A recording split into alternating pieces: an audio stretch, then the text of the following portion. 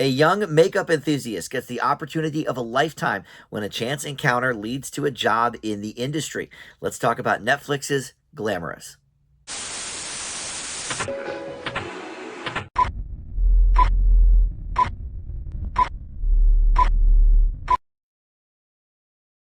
Hey guys, Dan here. This is Dan Reviews It. Welcome to my TV review for the Netflix series Glamorous. You can stream this now. It has 10 episodes up for its one and now only season. In November, Netflix decided not to renew this one for a second season, so you can see the 10 episodes now, but that will be it. Before we launch into the specifics here of the show, let me welcome you back into the channel. Thank you for finding this video. We do movie and TV reviews here, and just about every day something new goes up, so always a ton to check out, and you can also look at the handy playlists on the homepage as well if you're only looking for TV reviews or movie reviews or some of my specialty things as well. So please consider subscribing, hit that notification bell, hit that like button. All that stuff helps the channel out. All right, so this is called Glamorous, and Kim Cattrall is here as this, beauty mogul named Madeline Addison.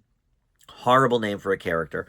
Yes, it is kind of a highfalutin name, but just the rhyming I didn't love. But anyway, she discovers this young makeup enthusiast, Marco, played by Miss Benny, who is a famous YouTuber doing, makeup things and, sort of self-love things. And she is a transgender, so she's kind of been cataloging that journey as well. But she's been on YouTube since she was a tween. So, a lot of changes along the way. But here she is playing Marco as a man, so kind of a little bit of a gender swap thing there, but anyway, so Marco gets hired by this beauty company, and this is very much like the Bold Type is sort of maybe a recent example on Freeform. There's been a lot of shows, Ugly Betty, where sort of an outsider gets this opportunity of a lifetime to work in the industry that they so love,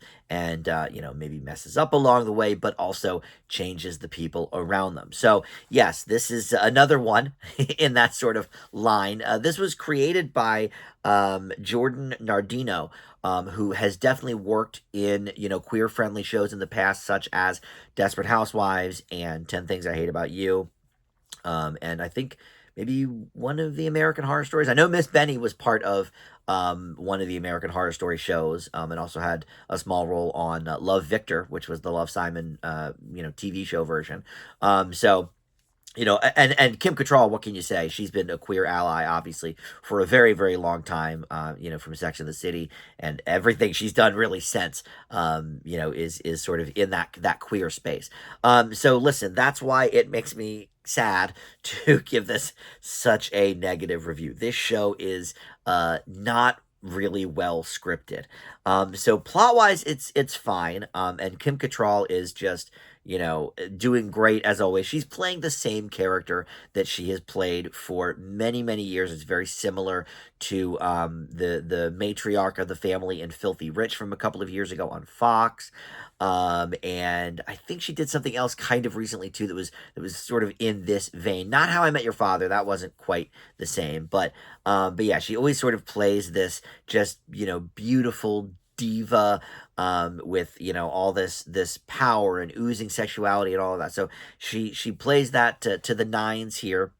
And it's very much like the Melora Hardin character in The Bold Type, if you watch that on Freeform, and, maybe a little bit of the Vanessa Williams character in Ugly Betty. So, look, there have been archetypes set, certainly, for this type of character, but almost nobody plays it better than Kim Cattrall. So, definitely one of the shining moments of this show. But the script is just not good. Some of the lines are so corny and kind of ill-fitting. And Miss Benny, look, I have never seen her stuff on YouTube. I don't really know her at all, but she's not that natural in front of the camera, in terms of like acting. Now I'm sure when she's doing her YouTube videos and she's being herself, obviously that's a little bit different, but on the acting side, I'm not sure that I felt a completely authentic performance from her. But aside from that, like I keep saying, the script I think is the biggest problem here. And despite the fact that we've seen this sort of setup before with those other shows I mentioned, there are still certainly fresh angles to explore, and I don't think this show really explores any of them.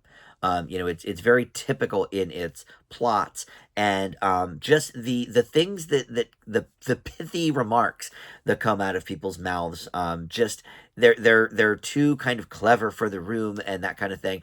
And they also keep recycling jokes. Even in just the first two episodes, I think they made basically the same joke twice with different singers. The first time they said something like, "Oh, I flopped harder than a Katy Perry single," which, by the way, Katy Perry's a big star. Like, I don't even quite get that reference. Why don't you say, I flopped harder than a Paris Hilton single? There you go. And then in the next episode, she said something very, very similar, about Rita Ora. Oh, I took a dive harder than a Rita Ora single or something. And it's just like, we were only two episodes in, and you already used that same bit with a different singer. That's the kind of lazy writing that I found with this show. And look, in the 10 episodes, maybe Miss Benny gets more comfortable on screen. Maybe we divert a little bit from the super basic plots that we've seen in these shows before, but I only made it through 3 episodes, so I couldn't tell you. I sampled it enough to review it, but did not really want to waste my time watching all 10 episodes of this. But they're out there if you are interested. I can't give this like a super negative grade because of Kim Cattrall's outstanding performance as always. But it's definitely in the negative. And Kim Cattrall, again, as great as she is, she's playing things that she's played before. Certainly, I leave Glamorous with a D+, and you can see this now if you so desire on Netflix. All 10 episodes available now. All right, thank you for watching Dan Reviews It. We'll see you next time. Bye.